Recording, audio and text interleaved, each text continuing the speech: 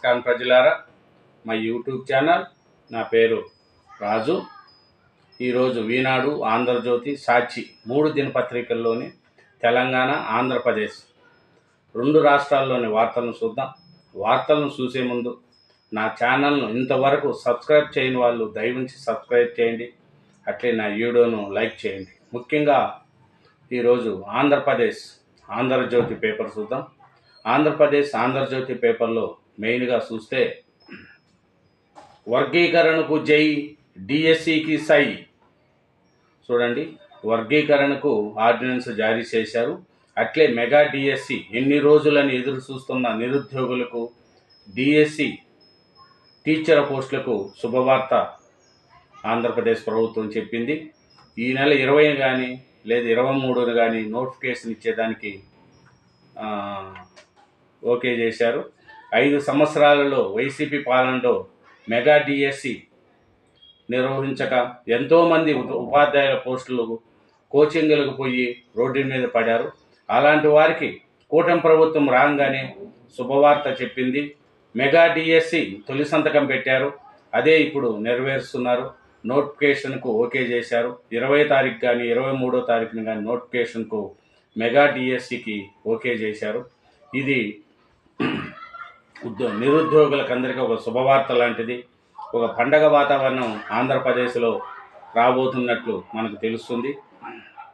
SC వర్గీకరణపై ordinance జారీ, అమల్లోకి వచ్చిన వర్గీకరణ కేబినెట్ తీర్మానించిన 2 రోజుల్లో గవర్నర్ ఆమోద ముద్ర. డిఎస్సి నోటిఫికేషన్ మార్గం సుగమం. 16,347 టీచర్ పోస్టుల భర్తీకి శ్రీకారం.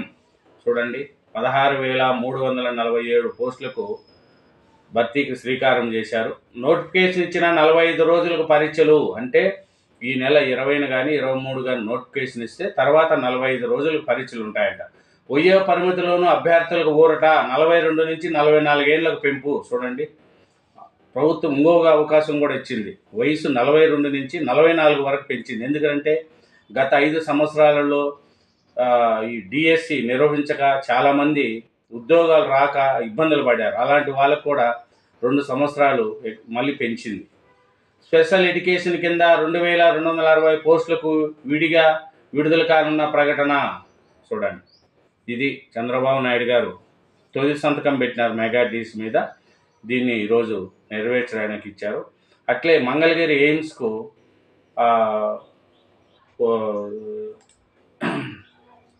డాక్టర్ల కొరత చాలా ఉంది. అట్లాంటి దానికి గాను 534 పోస్టులను కేంద్రం ఆర్థిక శాఖ ఆదేశం ఇచ్చింది.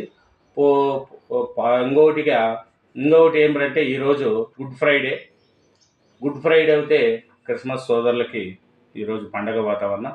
అలాగే చర్చిలో పాస్టర్లకు గౌరవ వేతనం కింద నెలకు 5,000 రూపాయలు శుభవార్త చెప్పారండి. ఇది క్రిస్టియన్ సోదరులకు చాలా మంచి గౌరవంగా ఈరోజు గుడ్ ఫ్రైడే, యేసుక్రీస్తు ఈరోజు సిలువైన రోజు అనుకుంటా, నాకు తెలదు, చెప్తున్నా. అట్లాంటి యేసుక్రీస్తు గుడ్ ఫ్రైడే రోజు కాబట్టి పాస్టర్లకు అందరికీ 5,000 లెక్కన 7 నెలలు కలిపి 35,000 రూపాయలు ఒక్కొక్కరికి ఇవ్వడానికి చంద్రబాబు నాయుడు గారు వేసింది. ఇంకొకటి చూస్తే జీవిత ఖైదీలకు కూడా శుభవార్త. ఏమిటంటే సత్పౌరత్వం కలిగిన వారికి విడుదలకు కూడా ఉత్తర్వులు జారీ చేసింది చంద్రబాబు నాయుడు గారు. చూడండి, ఈరోజు ఎస్సీ వర్గీకరణ ఒకటి చేశాడు, మెగా డిఎస్సి ఒకటి చేశాడు. నెక్స్ట్ పాస్టర్లకు నెలకు 5,000 రూపాయల లెక్కన 7 నెలల గౌరవ వేతనం ఒకటే పారి 35,000 రూపాయలు ఇచ్చారు. సత్పౌరత్వం కలిగిన ఖైదీలకు కూడా విడుదలకు ఉత్తర్వులు జారీ చేశారు. ఇది ఆంధ్రప్రదేశ్ యొక్క ముఖ్య చిత్రం. ఇంకా చూస్తే స్కూళ్ళ స్వరూపము మారన్. 9,200 మోడల్ ప్రైమరీ స్కూళ్ళు, అందులో ప్రతి తరగతికి ఒక టీచర్. బేసిక్ ప్రైమరీ పాఠశాలలు 19,000. 1,557 ఉన్నత పాఠశాలలో 1 నుంచి 10 తరగతులు. పాఠశాల విద్యాశాఖ నిర్ణయము. అది మన లోకేష్ గారు విద్యాశాఖ మంత్రిగా అయిన తర్వాత ఆంధ్రప్రదేశ్లో చాలా మార్పులు తీసుకొచ్చాడు ఆయన. మననే ఇంటర్మీడియట్ మెరిట్లో పాస్ అయిన వాళ్ళకి అందరికీ పిలిపించుకొని అందరికీ ల్యాప్టాప్లు ఇచ్చాడు, ప్రోత్సహిస్తున్నాడు. చదువుకోండి, అని. అట్లే ఒక అమ్మాయికి నేను చదువుకోలేనంటే నీకు చదువుకోయే ఖర్చు అంతా భరేస్తా అని చెప్పినాడు మన లోకేష్ విద్యాశాఖ మంత్రిగా. ఆయన ఐటీ శాఖ మంత్రిగా కానీ విద్యాశాఖ మంత్రిగా కానీ ముందుకు దూసుకుంటూ పోతూ స్కూళ్ళల్లో కొంచెం మార్పులు తీసుకొస్తున్నాడు. అట్లాంటి విద్యాశాఖ మంత్రి మనకు 5 సంవత్సరాల్లో లేనందుకు మనం బాధపడుతున్నాం. చేతగానాడు మినిస్టర్లు అయితే ఆంధ్రప్రదేశ్ ఎలా ఉంటుంది? మినిస్టర్ చేత అయ్యి డెవలప్ దిశగా తీసుకుపోవడానికి లోకేష్ గారు చేస్తున్న కృషి చూడండి. ఆంధ్రప్రదేశ్ ఇప్పుడు ఎలా ఉందో మీరు ఆలోచించండి. ఇంకా చూస్తే వక్స్ ఆస్తుల జోలికి వెళ్ళం, తదుపరి విచారణ వరకు యథాతథ స్థితి. సుప్రీంకోర్టుకు కేంద్ర ప్రభుత్వం వెల్లడి. కొత్త చట్టంపై స్టే ఇవ్వొద్దని అభ్యర్థన అంగీకరించిన ధర్మాసనం. అభ్యర్థులపై జవాబు ఇచ్చేందుకు వారం గడువు. ప్రభుత్వ కౌంటర్పై తర్వాత 5 రోజుల్లో రిజైండర్లు వేయాలని పిటిషనర్లకు ఆదేశము. విచారణ మే 5 తేదీకి వాయిదా. మధ్యంతర ఉత్తర్వులు ఇచ్చే అంశంపై ఈరోజు నిర్ణయం తీసుకుంటామని వెల్లడి. బోర్డులు కేంద్ర వక్స్ కౌన్సిల్లో నియామకాలు చేపట్టము. అది సుప్రీంకోర్టుకు కేంద్ర ప్రభుత్వం చెప్పింది. మేము తదుపరి విచారణ వరకు యథాస్థితిగానే ఉంచుతాం, మేము ఏమి చేయమని చెప్పి సుప్రీంకోర్టుకు కేంద్ర ప్రభుత్వం ఇచ్చింది. ఇంకొకటి చూస్తే యంగ్ గ్లోబల్ లీడర్గా Rammohan Naidu. World economic forum జాబితాలో స్థానం. భారత్ నుంచి మొత్తం 7గురికి చోటు. ఇదొక గొప్ప గౌరవం. కేంద్ర మంత్రి రామ్మోహన్. తెలుగువారు గర్వించదగ్గ సమయం. చంద్రబాబు నాయుడు చూడండి, యంగ్ గ్లోబల్ లీడర్గా రామ్మోహన్ నాయుడు గారికి అవకాశం ఇచ్చిందంట. మొత్తం మన దేశం నుంచి 7గురికి చోటు చూస్తే మన తెలుగువాడుగా రామ్మోహన్ నాయుడు గారికి ఇచ్చారు. అట్లా అది చూస్తే రామ్మోహన్ నాయుడు గారు మంచి ఫామ్లో ఉన్నాడు. ఎంపీగా ఉంటూ వాళ్ళ నాన్నగారు ఎర్రమనాయుడు గారు కూడా రాష్ట్రానికి ఎంతో కష్టపడిన వ్యక్తి. అట్లా రామ్మోహన్ నాయుడు కూడా అదే కోరికలతో వాళ్ళ నాన్నగారి పేరు నిలబెట్టుకుంటూ ఇప్పుడు కేంద్ర మంత్రిగా పనిచేసుకుంటూ పోతున్నాడు. భోగాపురం ఎయిర్పోర్ట్లో కూడా డెవలప్మెంట్ కావడానికి చాలా కృషి చేస్తున్నాడు రామ్మోహన్ నాయుడు గారు. ఇంకొకటి చూస్తే ఎంత దూరం వెళితే అంతే టోల్ ఛార్జీ. చూడండి, మే 1వ తేదీ నుంచి ఆధారిత విధానం. పోస్టింగ్ లేకుండా టోల్ వసూలు. తొలుత వాణిజ్య వాహనాలకు, 2027 నుంచి వ్యక్తిగత వాహనాలకు. ఎంత దూరం వెళితే అంతే టోల్ ఛార్జీ అంట. అది నువ్వు ఎంత దూరం వెళితే అంతవరకే టోల్ ఛార్జీ చేస్తారంట. ఇప్పుడు మినిమం 100 రూపాయలు ఉంటే ఆ 100 రూపాయలు నెక్స్ట్ గేట్ వరకు 100 రూపాయలు కట్టాలి. అట్లా లేకుండా మధ్యలో నువ్వు ఎంతవరకు పోతే అంతవరకే టోల్ ఛార్జీ వసూలు చేస్తారంట. ఇంకోటి చూస్తే రాజధానిలో అసెంబ్లీ, హైకోర్టు, శాశ్వత భవనాలు టెండర్లు ఖరారు. అమరావతి ఇప్పుడిప్పుడే ఓ డెవలప్మెంట్ దిశగా చంద్రబాబు నాయుడు గారు సీఎం అయిన తర్వాత డెవలప్మెంట్ దిశగా పోతుంది. అందుకనే శాశ్వత భవనాలు, అసెంబ్లీ కానీ హైకోర్టు కానీ శాశ్వత భవనాలను హైకోర్టు టెండర్లు పిలిచింది. 617 కోట్లతో అసెంబ్లీ ఎల్ఎన్టీకి ఇచ్చారు. 786 కోట్లతో హైకోర్టు ఎన్సీపీకి ఇచ్చారు. ఎల్ఎన్టీకి ఒకటి, ఎన్సీపీకి ఒకటి టెండర్లు ఇచ్చారు. ఇంకా చూస్తే జగన్ అక్రమాస్తుల కేసులో దాల్మియా సిమెంటు ఆస్తులు జప్తు. వాటి విలువ 793 కోట్లు వీడి. రాజశేఖర రెడ్డి సీఎంగా ఉండగా భారతీయ సిమెంట్లో అడ్డగోలుగా పెట్టుబడి 94 షేర్లు 1441 కొనుగోలు. అలా 2 లక్షల షేర్లు కొన్న దాల్మియా షేర్ వాల్యూ 94 రూపాయలు. కానీ వీళ్ళు కొనింది 1441 రూపాయలు పెట్టి కొన్నారు. ఎన్ని? 2 లక్షల షేర్లు కొన్న దాల్మియా. దీని వెనుక మనీ లాండరింగ్ ఉందన్న సిబిఐ. అదే అభియోగాలతో వీడి తాజా చర్య. జగన్ అక్రమాస్తుల వ్యవహారంలో దాల్మియా భారతీయ సిమెంట్ లిమిటెడ్ చెందిన 7,793.34 కోట్ల ఆస్తులను ఈడీ జప్తు చేసింది. హైదరాబాద్లో ఉన్న డిబిసిఎల్ భూమిని ప్రొఫెషనల్ అటాచ్మెంట్ చేశామని, గతంలో ఈ కంపెనీ 377.26 కోట్లతో ఆ భూమిని కొనుగోలు చేసిందని ఈడీ వెల్లడించింది. జగన్మోహన్ రెడ్డికి చెందిన భారతీయ సిమెంట్లో దాల్మియా సిమెంటు పెట్టుబడులపై 2011లో సిబిఐ కేసు నమోదు చేసిందని ఈ కేసు ఆధారంగా ఆస్తులు జప్తు చేశామని తెలిసింది. చూడండి, జగన్ అక్రమాస్తుల కేసులో 793 కోట్లు ఈడీ జప్తు చేసింది. రాజశేఖర రెడ్డి గారు సీఎంగా ఉన్నప్పుడు అడ్డగోలుగా సంపాదించుకొని లక్షల కోట్లు సంపాదించుకున్నారు ఒక్కొక్కరు. అదే కేసులు ఇప్పుడు మెడకు చుట్టుకుంటున్నాయి. ఇంకా చూస్తే మిథున్ రెడ్డికి మరో నోటీస్, రేపు రావాలని సిట్ పిలుపు, విచారణకు సాయిరెడ్డి గయాజరు, నేడు వస్తారని సమాచారం. అజ్ఞాతంలోని రాజకసిరెడ్డి సిట్ ముందుకు ఆయన తండ్రి కొడుకు గురించి ఏమడిగినా తెలియదన్న ఉపేందర్ రెడ్డి నేడు మరోసారి విచారణ ముడుపులిచ్చిన మద్యం వ్యాపారులను నేడు రేపు ప్రశ్నించనున్న అధికారులు. చూడండి, ఈ ఆంధ్రప్రదేశ్లో మద్యం కుంభకోణం అనేది చాలా ఎక్కువైపోయింది. ఢిల్లీకి మించిన మద్యం కుంభకోణం అయిపోయింది. దీని పరిస్థితుల్లో ఈరోజు మిథున్ రెడ్డిని నోటీస్ ఇచ్చారు రేపు రావాలని. అదే విజయసాయిరెడ్డి గైహాజరయ్యారు, ఈరోజు వస్తారని తెలిసినట్టుంది. అజ్ఞాతంలోనే ఉన్నాడు ఆయన రాజకసిరెడ్డి. సిట్ ముందుకు ఆయన తండ్రి వచ్చాడు ఉపేందర్ రెడ్డి గారు. ఆయన వచ్చి అడిగితే నాకేం తెలియదు అని ఆయన అంటున్నారు. మరి చూద్దాం సిట్ ఏం చేస్తుంది, మిథున్ రెడ్డి గారు విచారణకు వస్తారా రారా, విజయసాయిరెడ్డి గారిని వస్తారా రారా అనేది తెలుస్తారు. ఇంకా చూస్తే గోశాలలపై గోళ నిన్న చూశారు. వైఎస్ఆర్సీపీ వాళ్ళు, టీడీపీ వాళ్ళు విచ్చలవిడిగా ఒకరి మీద ఒకరు సవాల్ చేసుకుంటూ పోలీసు వాళ్ళు వెళ్ళారు. వీళ్ళు ఒకరి మీద ఒక సవాల్ చేసుకున్నారు. వాళ్ళు అడ్డగించడానికి పోలీసు వాళ్ళు అడ్డగించారు. ఏమంటే ఆవుల మృతిపై అటు వైసీపీ ఇటు కూటమి నేతల మధ్య సవాల్ వరం నడిచింది. దీనిపై గురువారం హైడ్రామా నెలకొనింది. చూడండి, ఇది ఏమిటంటే ప్రదర్శనగా బయలుదేరిన భూమన నేతలు మాత్రమే రావాలన్న పోలీస్, రోడ్డుపై పడుకొని భూమన నిరసన. ఇది భూములు దానికి గోశాలల గురించి ఆవుల గురించి చర్చిద్దామని టీడీపీ వాళ్ళు సవాల్ విసిరారు. సవాల్ విసిరితే భూమన కరుణాకర్ రెడ్డి ఆయనతో పాటు ఒక ఇద్దరు వెళ్ళాలి. కొన్ని వందల మందిని వేల మందిని వేసుకొని గోశాలకు వెళ్తామంటే పోలీసు వాళ్ళు పర్మిషన్ ఇవ్వద్దు, మీరు వెళ్ళేటంటే మీకు వెళ్ళండి మీతో పాటు ఒకరిద్దరిని అని అనేగుడికి డ్రామా ఆడారు. రోడ్డు మీద పండుకొని డ్రామా ఆడటం ఎందుకు? ఇప్పుడు గోశాలలో జరిగిందా లేదా అని వెళ్ళాలంటే నీతో పాటు ఒకరిద్దరిని తీసుకెళ్ళాలి, అంతే తప్ప వందల మందిని వేల మందిని అక్కడ పైకి తీసుకెళ్తారా?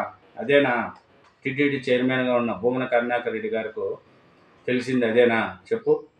రోడ్డుపై పండుకొని భూమన నిరసన నిర్బంధం అంటూ అడావుడి, పోలీసుల నిబంధనలు పాటిస్తూ గోశాలలకు వెళ్ళిన కూటమి నేతలు కూడా వెళ్ళారు. వాళ్ళు ఒక గన్మ్యాన్లు తీసుకొని మట్టుకే గోశాలకు వెళ్ళారు, మిగతా వాళ్ళని ఎవరిని తీసుకెళ్ళలేదు. అట్లాగే భూమన కరుణాకర్ రెడ్డి గారిని వాళ్ళు ఎవరన్నా తరపున ఉంటే రమ్మని చెప్పారు. వీళ్ళు అట్లా లేదు, హంగామా. ఎందుకంటే అది చెప్పింది అబద్ధమని వీళ్ళకి తెలుసు.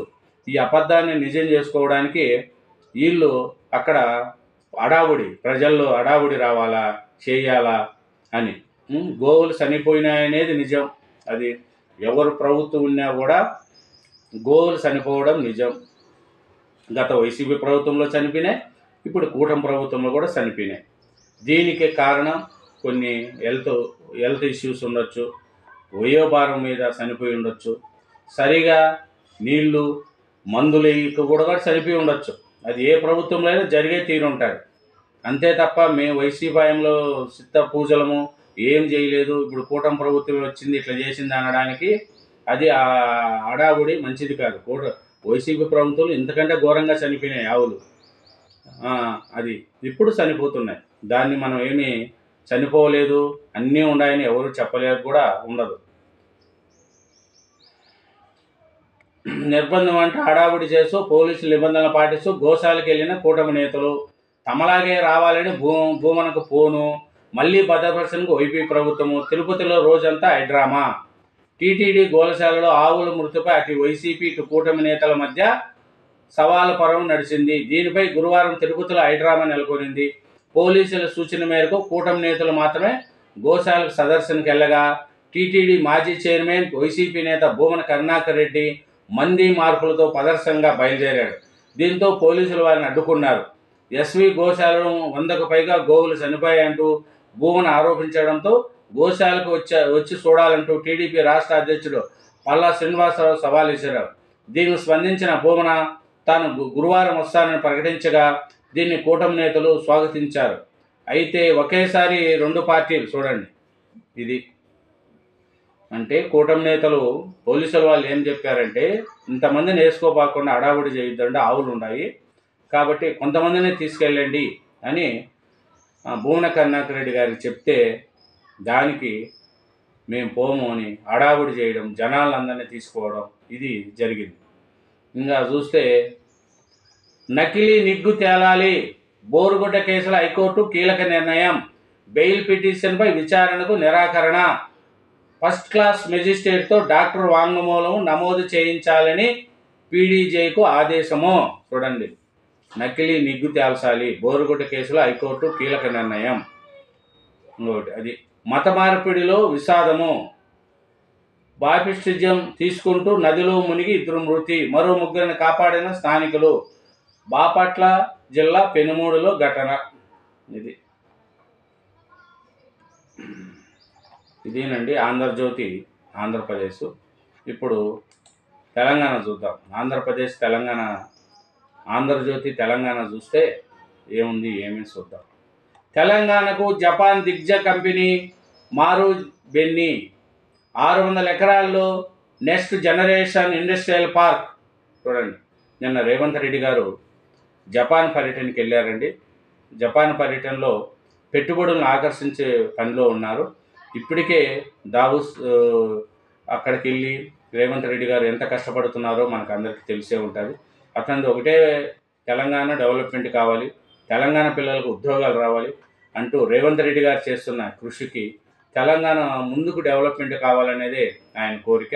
ఇప్పుడు ఫ్యూచర్ సిటీ కోసము ఆయన చాలా కష్టపడుతున్నాడు. అక్కడ పెట్టుబడులు రావాలి, డెవలప్మెంట్ కావాలి, చదువుకున్న పిల్లలకు ఉద్యోగాలు రావాలని ముఖ్యమంత్రి రేవంత్ రెడ్డి గారు చేస్తున్న కృషి చాలా అభినందించింది.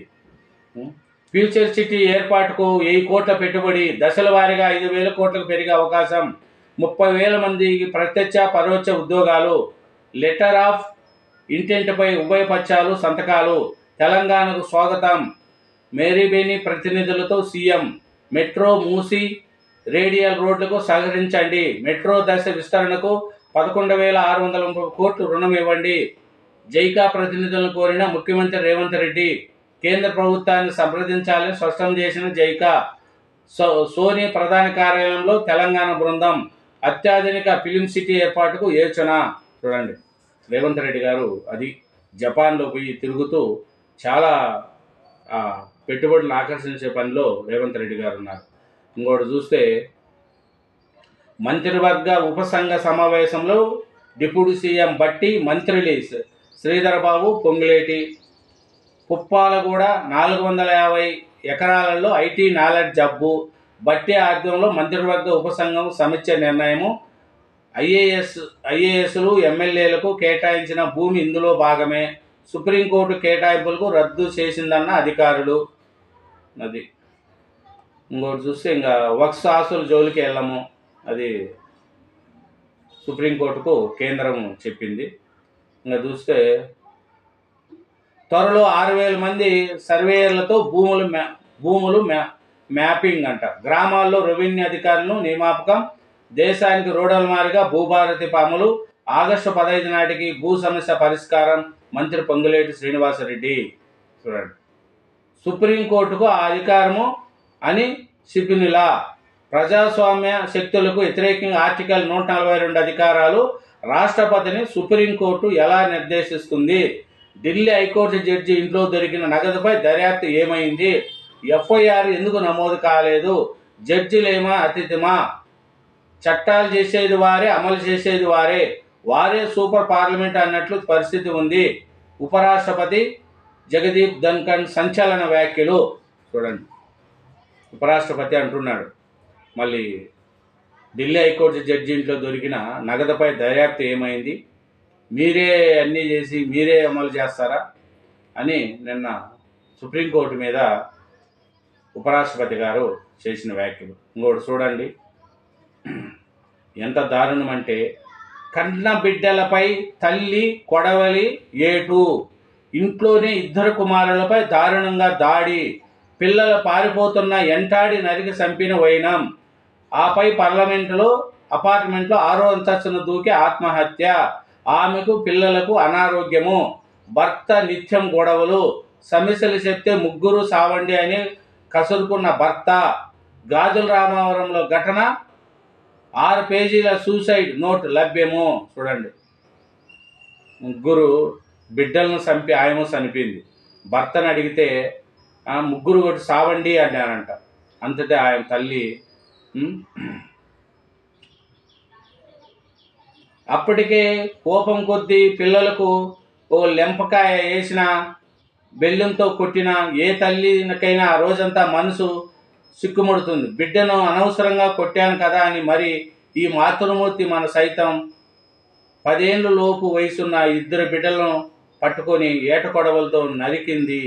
చూడండి, ఆ పిల్లలను చంపేసి, ఇది గాజుల రామవరంలో జరిగిందంట, జీడిమెట్ల గాజుల రామవరంలో జరిగిందంట. ఆయన కూడా చనిపోయిందంట 6వ అంతస్తు నుంచి. మరి ఏం చేస్తాం చూడు. మద్యం ప్రియం, ఆర్థిక లోటు భర్తీ కోసం త్వరలో ధరల పెంపు, మద్యం ధరలు పెరుగుతున్నాయంట. హైదరాబాద్ రాష్ట్ర ప్రభుత్వ ఆర్థిక లోటు భర్తీ కోసం త్వరలో మద్యం ధరలు పెంచడానికి సన్నద్ధమైనట్లు సమాచారము. ఇటీవల బీర్లపై 15% ధరలు సర్కారు పెంచిన సంగతి తెలిసిందే. మద్యం ధరల పెంపునకు ప్రభుత్వానికి ఎక్సైజ్ శాఖ అధికారులు 2 రకాల ప్రతిపాదనలు సమర్పించారు. మద్యం బాటలపై 10 రూపాయల చొప్పున పెంచడంతో పన్నుల విధానం పునఃసమీక్షించి పన్నులను సూచించినట్టు సమాచారము. చూడండి, బాటల మీద 10 రూపాయలు పెంచుతారంట. మద్యం పెరుగుతూనే ఉంటుంది, తాగుతూనే ఉంటారు. అది మరి ఏం చేస్తాం. మజ్లిస్ పార్టీకి కాంగ్రెస్ దూరమే, రాజకీయంగా ఇది రాహుల్ వైఖరి. లోక్సభ నియోజకవర్గాల సమీక్షలో మీనాక్షి నటరాజన్ వెల్లడి. హైదరాబాద్, సికింద్రాబాద్, నిజామాబాద్ నేతలకు దిశానిర్దేశము. అది ఇంకా కేటీఆర్ గారు మాట్లాడుతున్నారు. సర్కారును పడగొట్టే కర్మ మాకేంటి, ప్రజలే రోడ్డుపైకి వచ్చి ప్రభుత్వాన్ని కూలగొడతారు. కాంగ్రెస్కి వచ్చే 20 ఏళ్ల పాటు ప్రజలు ఓట్లేయరు. సిగ్గు శరం లేకుండానే రేవంత్ రాజీనామా చేయలేదు. కొందరు పోలీసుల తీరుపై సుప్రీంకోర్టుకు వెళ్తాము. పర్యావరణ ధ్వంసంపై విచారణ చేపట్టాలి కేటీఆర్ అంటున్నారు. సర్కారును పడగొట్టే కర్మ మాకేమిటి, ప్రజలే రోడ్ల మీదకి వచ్చి ప్రభుత్వాన్ని కూలగొడతారు. కాంగ్రెస్ వచ్చి 20 ఏళ్ల పాటు ప్రజలు ఓట్లేయరు. సిగ్గు శరీరం లేకనే రేవంత్ రాజీనామా చేయలేదు అని కేటీఆర్ గారు అంటున్నారు. 10 రోజుల్లో బీజేపీ కొత్త సారథి. పార్టీ జాతీయ అధ్యక్షుడి నియామకంపై ఆర్డినెన్స్, బీజేపీ అగ్రనేతల మధ్య ఏకాభిప్రాయం. మేలో పూర్తిస్థాయి మంత్రివర్గ పునర్వ్యవస్థీకరణ. 4-5 రాష్ట్రాలకు గవర్నర్ నియామకం చర్యలు. అది 10 రోజుల్లో బీజేపీ కొత్త అధ్యక్షుడిని ఎన్నుకుంటున్నారంట, పార్టీ జాతీయ అధ్యక్షుడు. మళ్ళీ అది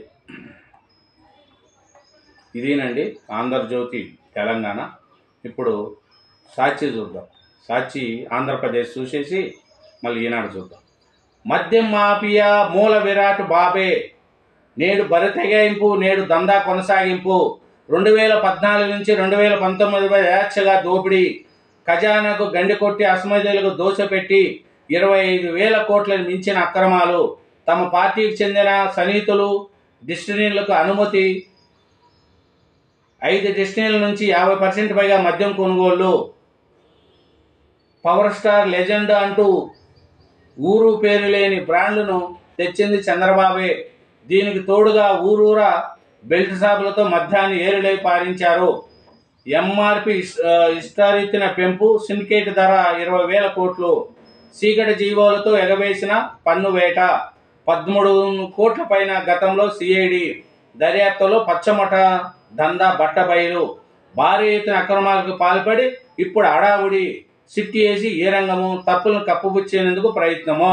అది తెలుగుదేశం ప్రభుత్వంలోనే మద్యం కుంభకోణం జరిగింది అని సాక్షి పేపర్లో రాశారు. దీనికి మూల విరాట్ చంద్రబాబు నాయుడు గారే అని రాశారు.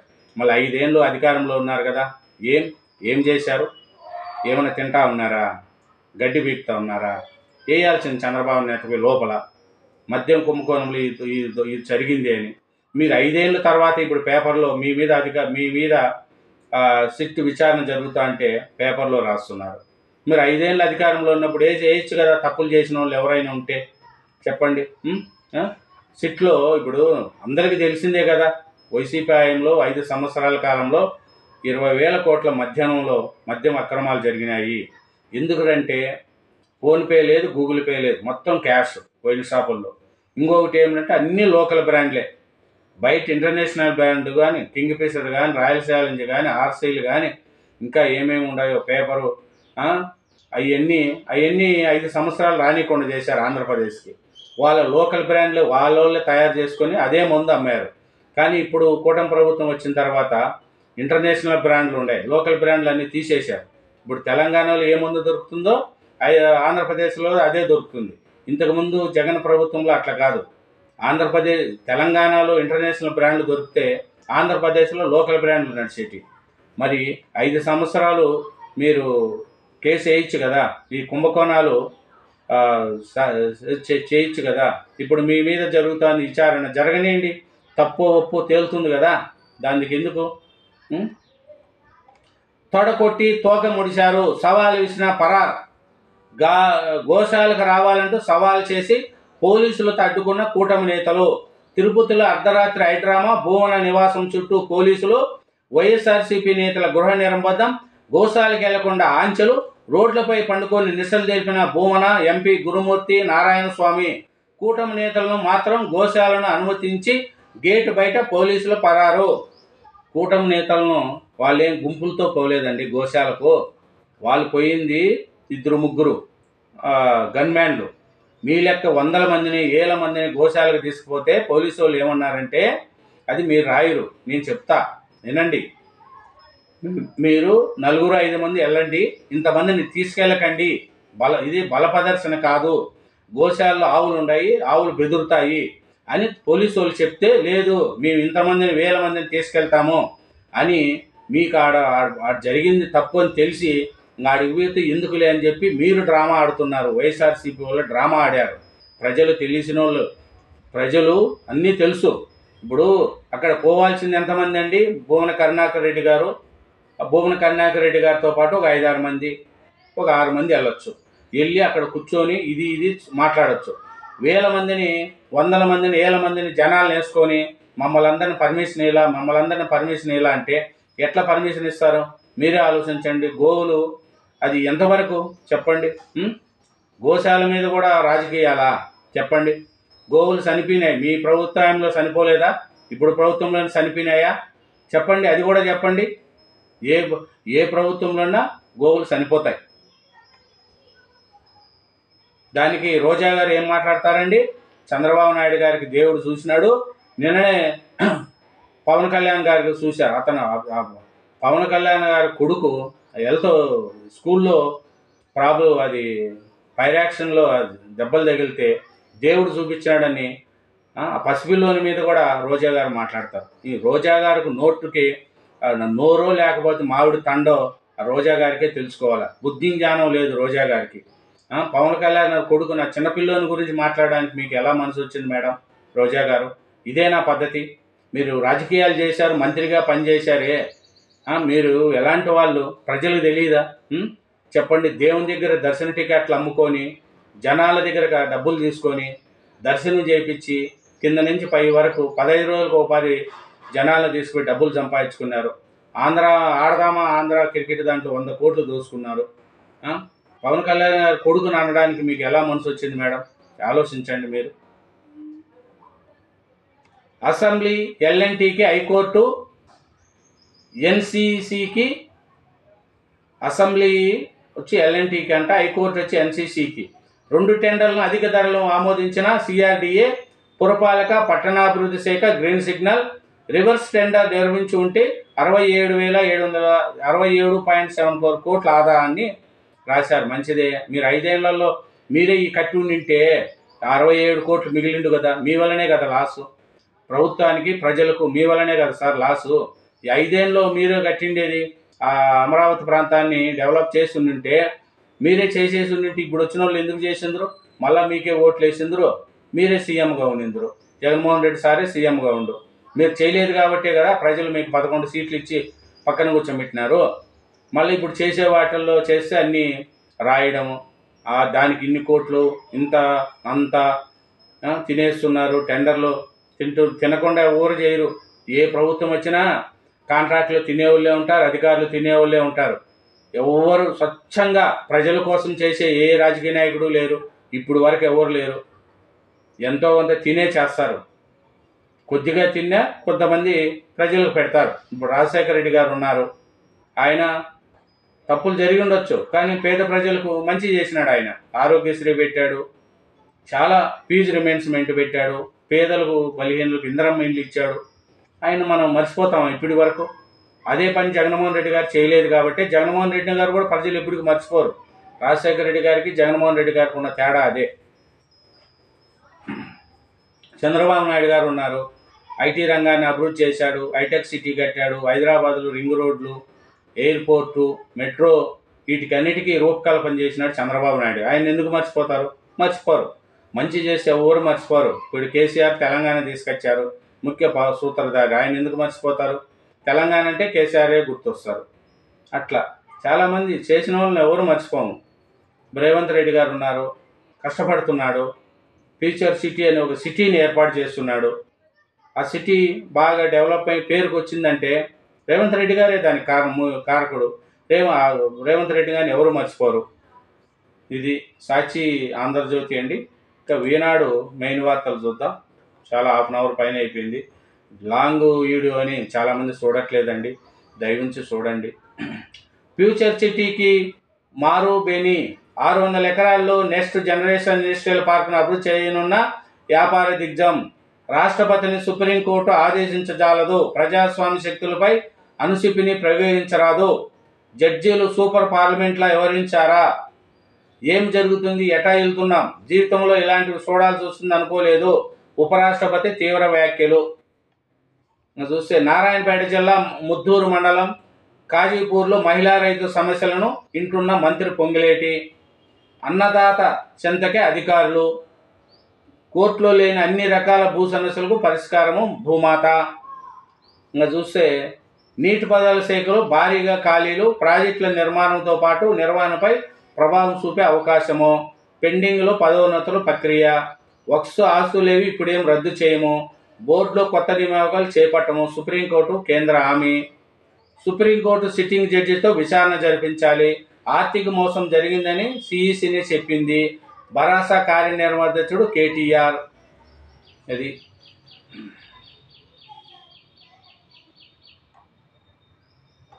ఇదేనండి ఈనాడు తెలంగాణ. ఈనాడు ఆంధ్రప్రదేశ్ చూద్దాం. రాష్ట్రంలో అమల్లోకి ఎస్సీ వర్గీకరణ ఆర్డినెన్స్కు గవర్నర్ ఆమోదం. ఉత్తర్వులు విడుదల చేసిన న్యాయశాఖ. మరో ఎన్నికల హామీలు నెరవేర్చిన కూటమి ప్రభుత్వము.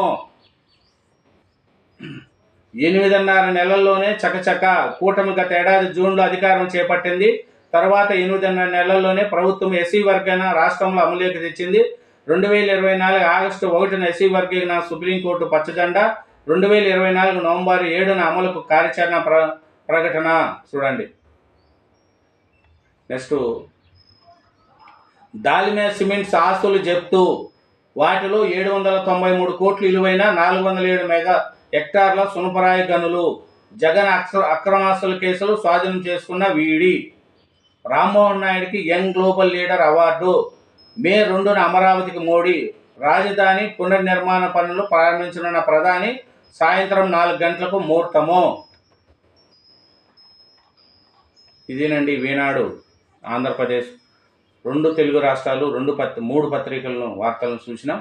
అలాగే నా ఛానల్ ఇంతవరకు సబ్స్క్రైబ్ చేయని వాళ్ళు దయవుంచి సబ్స్క్రైబ్ చేయండి, నా వీడియోను లైక్ చేయండి. Thank you.